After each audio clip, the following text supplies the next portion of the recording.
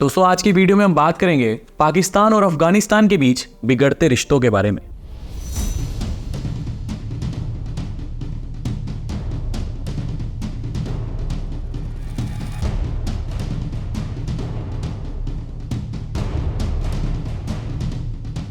आज भले इनके रिश्ते बिगड़ रहे हो, पर आज से कुछ साल पहले तक ऐसा कुछ भी नहीं था। दोनों देशों के बीच तालिबान के कारण जबरदस्त नजदीकियां थी। ये बात पूरी दुनिया जानती है कि अफगानिस्तान में तालिबान को खड़ा करने में पाकिस्तान की ISI का ही हाथ था। कई बार तो पाकिस्तान ने तालिबान का डर दिखाकर भारत को भी आंखें दिखाई है, पर जिस सांप को पाकिस्तान ने पाल पोस कर बड़ा किया, आज वही सांप पाकिस्तान को डस रहा है।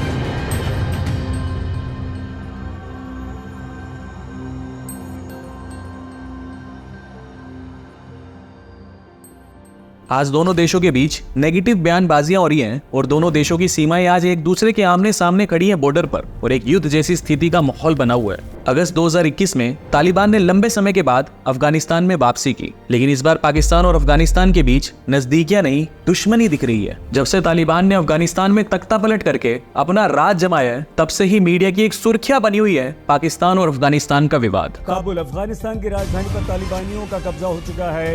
Taliban is in control of Afghanistan. Afghanistan is beginning its first day with the Taliban effectively in control. The Taliban fighters have also taken control of the Afghan presidential palace. अब आज के वीडियो में हम बात करेंगे कि पाकिस्तान ने तालिबान को कैसे खड़ा किया, पाकिस्तान ने तालिबान को क्यों बढ़ावा दिया, और पाकिस्तान के रिश्ते पहले अफगानिस्तान से क्यों बेहतर थे और अब क्यों बिगड़ते जा रहे हैं। इन सब सवालों का जवाब इस वीडियो में हम ढूंढने की कोशिश करेंगे। साल 1947 में अगर पाकिस्तान का जन्म नहीं होता तो आज अफगानिस्तान भारत का एक पड़ोसी देश होता। देखा जाए तो पाकिस्तान और अफगानिस्तान के रिश्ते कभी भी सामान्य नहीं रहे हैं, हालांकि दोनों के दोनों देश ही इस्लामिक देश हैं। पाकिस्तान की आजादी के बाद यूनाइटेड नेशंस में पाकिस्तान की एंट्री के खिलाफ वोट देने वाला अफगानिस्तान एकमात्र देश था। अब भले ही पाकिस्तानी सरकार और अफगानिस्तानी सरकार के आपस के रिश्ते बहुत अच्छे ना रहे हों, लेकिन पाकिस्तानी सरकार के अफगानिस्तान के तालिबान के साथ रिश्ते कुछ ज्यादा ही गहरे थे आज से कुछ साल पहले तक। पाकिस्तान की ISI ने तालिबान को धन के साथ साथ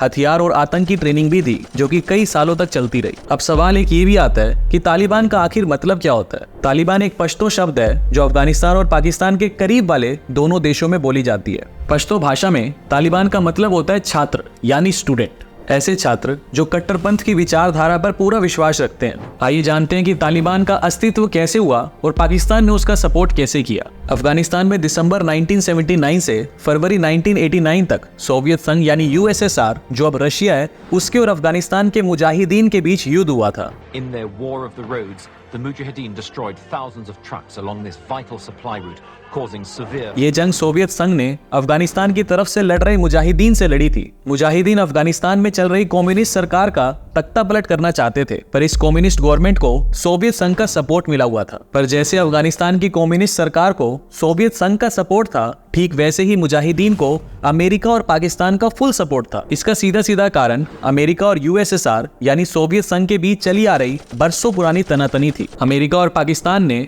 पैसे और ट्रेनिंग के माध्यम से मुजाहिदीन की पूरी मदद की। इनकी ट्रेनिंग पाकिस्तान और चाइना में हुई थी। 9 साल चले इस भीषण युद्ध में सोवियत संघ की हार हुई। लाखों अफगानी लोगों की जान गई और उन्हें अपना घर बार सब कुछ छोड़ के अपनी जान बचाते हुए पाकिस्तान और ईरान में शरण लेनी पड़ी। This is Jaji. This is the way the people in Afghanistan live. We wouldn't stay long. We wanted to explore more of the countryside and see evidence of the war.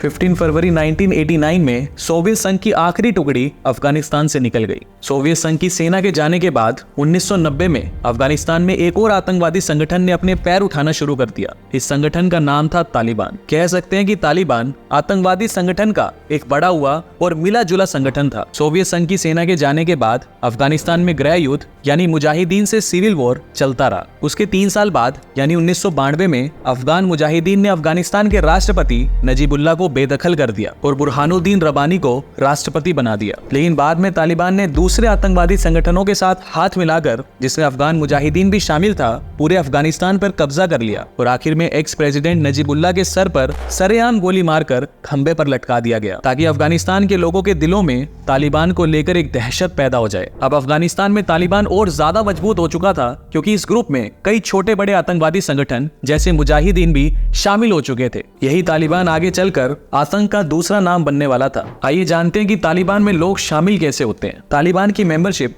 Pakistan और अफगानिस्तान के छोटे छोटे बच्चों का ब्रेन वॉश करके और कट्टरपंथ की विचारधारा से इन्फ्लुएंस करके दी जाती है। आइए तालिबान को और ज्यादा डिटेल में समझते हैं। जैसा कि मैंने आपको अभी थोड़ी देर पहले बताया कि जब सोवियत संघ की सेना अफगानिस्तान से जाने लगी तो तालिबान अपना पैर अफगानिस्तान में पसारने लगा। ये 1990 की शुरुआती दिन थे। पश्तून आंदोलन के सहारे तालिबान ने अपनी जड़ें जमा ली थी। इस आंदोलन का लक्ष्य था अफगानिस्तान और पाकिस्तान के लोगों को धार्मिक मदरसों से जोड़ना। दिलचस्प बात यह है कि इन मदरसों का खर्च सऊदी अरब उठाता था। पाकिस्तान और अमेरिका तालिबान के सबसे बड़े मददगार थे। ये दोनों देश तालिबान को तन मन धन और आतंकी ट्रेनिंग के जरिए मजबूत कर रहे थे। 1996 के आते आते तालिबान ने पूरे अफगानिस्तान पर अपना राज जमा लिया था। The Taliban coming back to power in Kabul.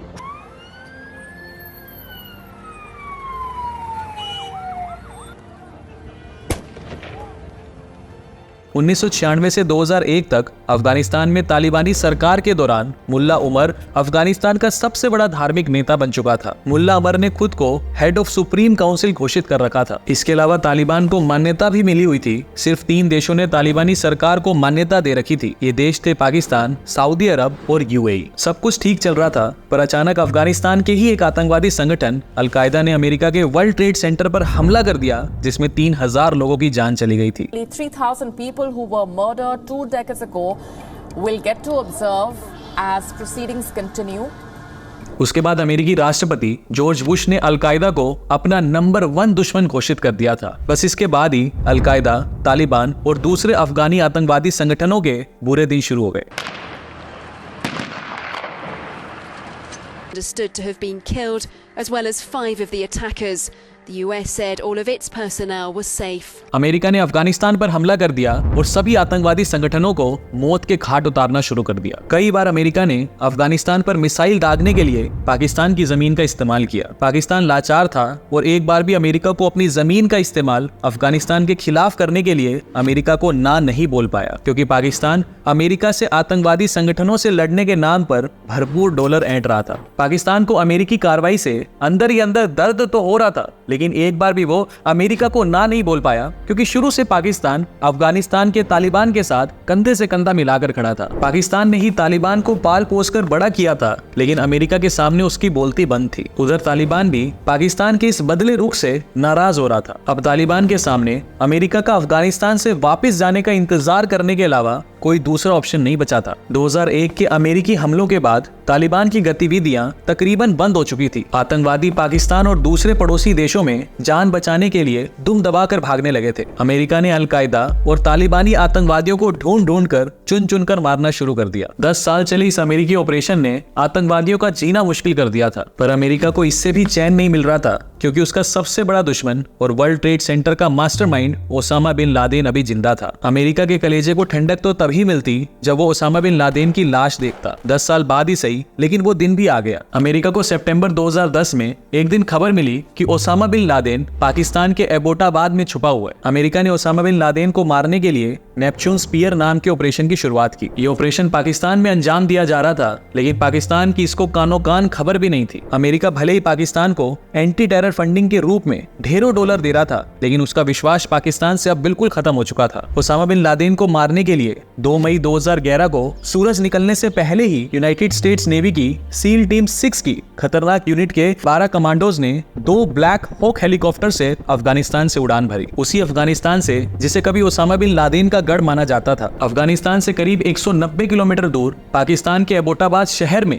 करीब 40 मिनट तक ये ऑपरेशन चला और उस रात को 1 बजे से पहले अमेरिका ने ओसामा बिन लादेन को मार गिराया। ये अमेरिका के लिहाज से एक बहुत बड़ी जीत थी, लेकिन इसके बाद तकरीबन 10 साल और अमेरिका टेररिज्म को जड़ से खत्म करने और अफगानिस्तान का पुनर्निर्माण करने की आड़ में अफगानिस्तान में ही रहा। आखिरकार 20 साल तक अफगानिस्तान में रहने के बाद फरवरी 2020 में अमेरिका ने अफगानिस्तान से लौटने का ऐलान किया। My predecessor, the former president, signed an agreement with the Taliban to remove U.S. troops by May the 1st, just months after I was inaugurated.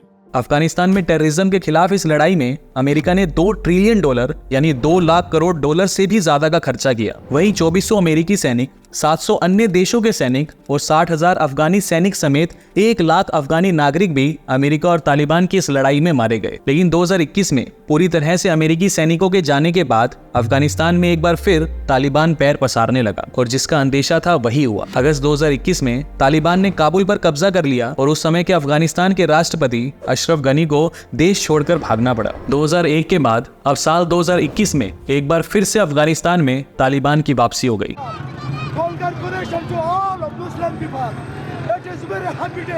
लंबे समय के बाद तालिबान ने जब अफगानिस्तान में वापसी की तो पाकिस्तान ने खुशी का इजहार किया। पाकिस्तान को लगा एक बार फिर से पुराने दिन वापस आ गए। फिर दोस्ती के गीत पाकिस्तान और अफगानिस्तान मिलकर गाएंगे। हालांकि पहले के मुकाबले अभी तक किसी भी देश ने तालिबानी सरकार को मान्यता नहीं दी थी, लेकिन पाकिस्तान के security adviser doctor Moeed Yusuf ने यूके की संडे टाइम्स न्यूज एजेंसी को दिए गए एक इंटरव्यू में वेस्टर्न कंट्रीज को तालिबानी गवर्नमेंट को जल्द से जल्द मान्यता देने पर जोर देते हुए घुमा फिराकर ये तक इशारा कर दिया कि अगर पश्चिमी देशों ने ऐसा नहीं किया तो 9/11 जैसी घटना दोबारा होने का अंदेशा है। मगर इसके तुरंत बाद, जैसा कि अमूमन होता ही है, उन्होंने यूके संडे टाइम्स पे अपने इस बयान को तोड़ मरोड़ कर पेश करने का आरोप लगाते हुए कहा कि उनका ऐसा कहने की कोई मंशा नहीं थी। पर अफगानिस्तान में तालिबान की भी बात करें तो उनके भी सुर अब पाकिस्तान को लेकर बदले बदले नजर आ रहे हैं। शायद अफगानिस्तान पाकिस्तान की बेवफाई को भूला नहीं है। आइए जानते हैं पाकिस्तान और अफगानिस्तान के बीच कौन से विवाद और आरोप है जो दोनों देश एक दूसरे पर लगाते हैं, जिससे दोनों देशों के बीच एक युद्ध जैसी स्थिति बनी हुई है। पहला,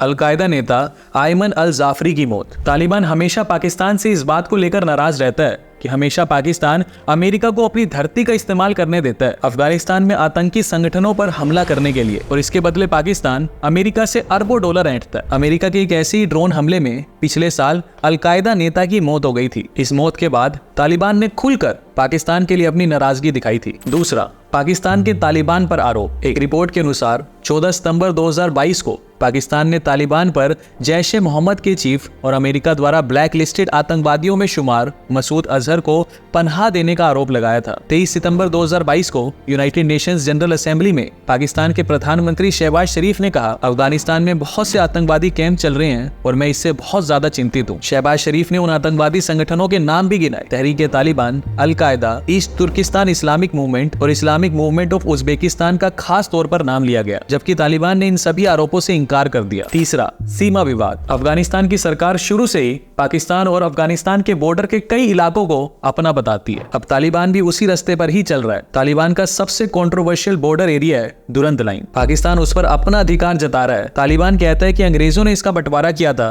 और इस बंटवारे में भेदभाव किया गया था। गलत बंटवारे के कारण यहाँ रहने वाले परिवारों के लोग और रिश्तेदार अलग हो गए। इस सीमा पर कबीलाई लोग ज्यादा रहते हैं जो खुद को तालिबान का नागरिक बताते हैं, और यही कारण है कि इस सरहदी इलाके में तालिबान की पकड़ ज्यादा है। यहाँ के लोग तालिबान को पूरा सपोर्ट करते हैं। तालिबान यहीं तक नहीं रुक रहा, उसका दावा यह भी है कि पाकिस्तान के बलूचिस्तान और खैबर पख्तूनख्वा के काफी ज्यादा इलाके अफगानिस्तान का ही हिस्सा है। इसलिए कायदे से पाकिस्तान को ये सभी इलाके अफगानिस्तान को वापस कर देने चाहिए। दोनों देशों के बीच बॉर्डर पर विवाद काफी पुराना है। पिछले साल ही पाकिस्तान और तालिबान के बीच चमन बॉर्डर से सटे शेख लाल मोहम्मद सेक्टर पर खूब झड़प हुई थी। हुआ यह था कि पाकिस्तानी सेना वहां एक बैरक की मरम्मत करना चाहती थी, पर यह तालिबान को मंजूर नहीं था। तालिबान का मानना था कि यह बैरक अफगानी जमीन पर बना हुआ है, इसलिए पाकिस्तानी सेना इसका इस्तेमाल नहीं कर सकती। तालिबान ने इसका पुरजोर विरोध किया और पाकिस्तानी सेना को वहां से भगा दिया। बाद में और ज्यादा पाकिस्तानी सेना वहां पहुंची और तालिबानी लड़ाकों को वहां से भगा दिया। पर तालिबान कहां मानने वाला था,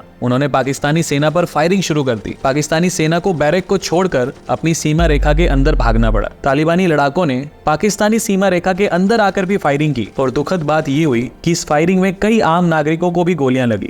On the Afghan side, at least one soldier was killed. Chaman's hospital has been flooded with victims of the blasts.